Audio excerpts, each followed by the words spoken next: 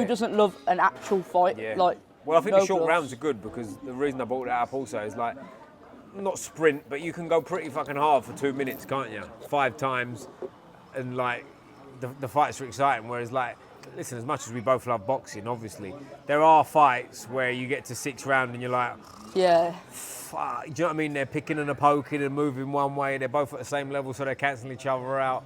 And it's even for people like us that love it. That we've all been at shows where you're like, I'll go and get some water and I'll chill out for this fight. You know what I mean? And I missed this one. There might have been one on the USIC card. Won't mention names, but they're out there, aren't they? Whereas I don't think you can't do that in bare knuckle, can you? Because firstly, it's too short, but also the cuts and whatnot with the hands and the bare knuckle fighters I've spoke to.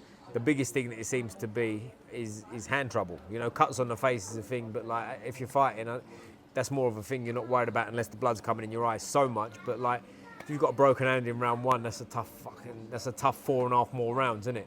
Yeah, and it's just like, as I said, just real fighting. Obviously, we all love, well, not we all love, but boxing fans, we love to watch an actual boxing fight. Doesn't matter who it is, it's just boxing. But when it's like not, you know what I mean, not that good and it's just boring, as you said, go get a drink. Yeah, Whereas right. bare knuckle, I don't think you can actually zone out in the fight. Nah. There's always something happening, unless obviously they're not throwing, but even little shots, like, because it's bare knuckle, any little shot on the chin, you're out.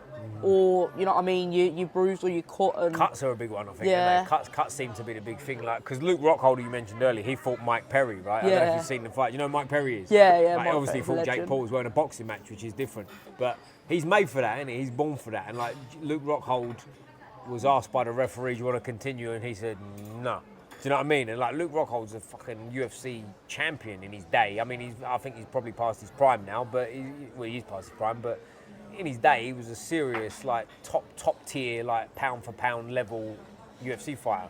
And like, even for him, it was like, that's enough of that. You should see the canvas after I was at BKFC Birmingham.